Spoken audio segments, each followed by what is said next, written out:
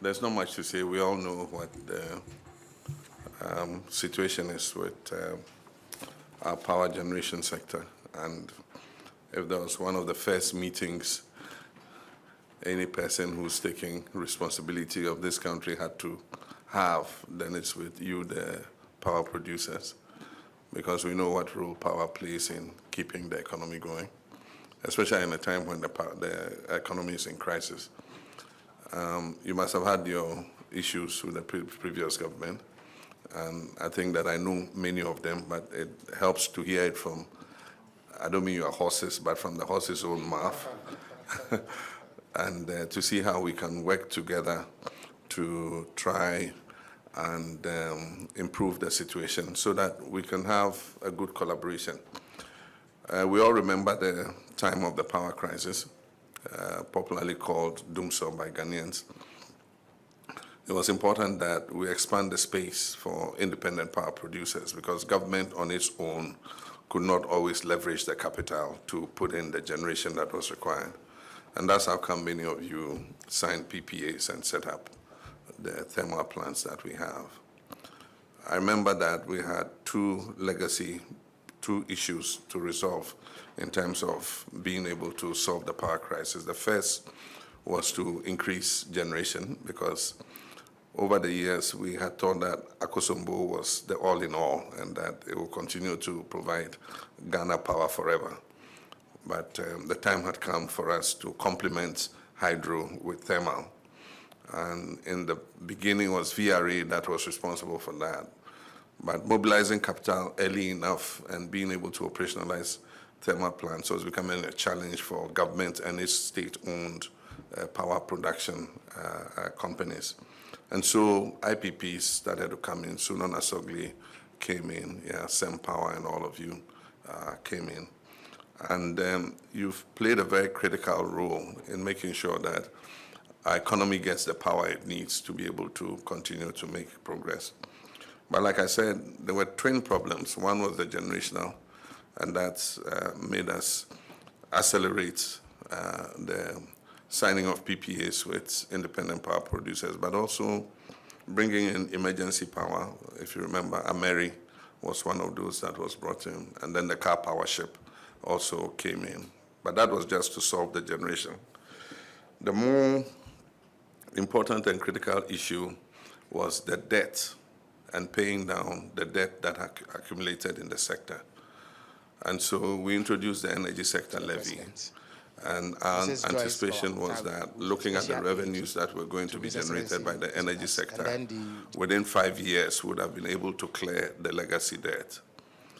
And so we passed the ESLA levy. But after we passed it, we left office in December and a new government came in. And they had other ideas and other ways of trying to do things. But unfortunately, one of the outcomes was that ESLA was not used for its intended purpose. And the revenues of ESLA were mismanaged. And so what should have gone to pay down a lot of the debt that has accumulated today was used for other purposes. And so we have the situation we have. And like I said, while we take responsibility for solving challenges, because that's what we're elected to do, we must let the Ghanaian people to know what the situation is. You need to let people know the challenge before you go ahead and solve it. And so now we have an energy sector that is burdened with debt, highly inefficient. Just giving a ballpark figure, the audited debt in the power sector is estimated at about $2.5 billion. And if you take $2.5 billion and imagine that we're in an IMF program bailout for $3 billion, if you're trying to achieve macroeconomic stability with a bailout of $3 billion, and you have a power sector debt of $2.5 billion that you have not yet come up with any strategy for dealing with, then you can be sure that it can wreck any fiscal consolidation that you achieve under the IMF program. And so as quickly as possible, the IMF and World Bank were very generous to send missions down that have been speaking with us to discuss how we deal not only with the power sector debt, but with all other challenges that we face in the economic sector. And I do think that those talks have gone very well, and they're continuing to talk with technical people. And as we go on, I'm sure that you get to know what the issues are. But I thought that it was important for me to meet you as president and tell you that I care about your concerns and what you're going through, and to say that we're going to work together with you to see how we can resolve the issues in the power sector. The first thing is for us to deal with the issue of the value chain, the whole power value chain. And that means that we must start from the downstream all the way upstream. There are issues to do with availability of gas, and so that's upstream, how we get the companies in that space to increase exploration and bring on more gas so that we eliminate the use of fossil fuels and achieve our dream of gas to power 100%, which will bring down the cost of generation. That's the first thing. And the next is to see how we can bring more efficiency in terms of your sector and the production of power so that we can pass on any benefits to the Ghanaian people. But obviously, the bull in a china shop is Electricity Company of Ghana, the sick man of the power sector. I mean, you can't run an electricity utility and make 40% commercial and technical losses and continue to think that you have a viable business.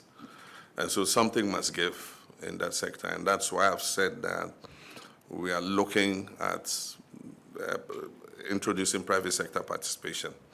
If you remember, under the Millennium Challenge Compact, we had agreed that in the last portion of the distribution, billing, and metering, we're going to introduce private sector participation.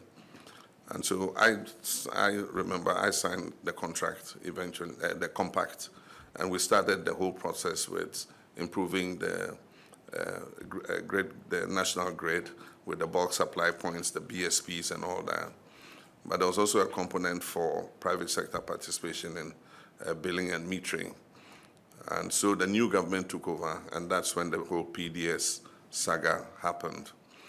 Even as irregular as PDS was and as inefficient as it was, I mean, when PDS came, you could see an increase in the revenue that was being collected. And so if we do it more transparently, more fairly, more competitively, I'm sure that we'll get an efficient partner to join us in terms of billing and metering so that we can eliminate the huge losses that ECG is making. And so we're willing to take the bull by the horns and reform that sector of it, and also reform the governance in ECG so that it's running more efficiently than it does currently. So these are all things that we're looking at, but I thought that it was important to call you and listen to you. Like I said, you're not horses, but I want to hear from your own mouths, you know, what you've gone through, and to open a new page on how we intend to do things. In the interim, one of the first things we want to do is to improve the governance in ECG. We don't need to wait for the private sector participation. We can start to look at their procurement systems. And I mean, why would you procure items that you don't need till 5 years or 6 years after? And so much of the revenue that is collected must go to pay for power that is generated. And so how to make the cash waterfall mechanism more effective so that at least you people are clawing back part of your cost while we look at the outstanding debt. These are issues that we want to look at, but we're going to do that in concert with you. I can assure you we're turning a new chapter. As I said in my inaugural address, I said Ghana is open for business again. You guys brought your investment in here, and you expected that investment to pay off. And so we need to be faithful partners in order that you're able to run your businesses properly and you're able to account to your shareholders, because your shareholders will be wondering, I mean, what kind of investment in this that we've done, and we're producing the power and yet we're not being remunerated for it. So those are the first preliminary remarks I'll make. would open the floor, and I'll listen to you two. And after that, if there are any other comments that I should make, I will come back. So thank you and welcome again.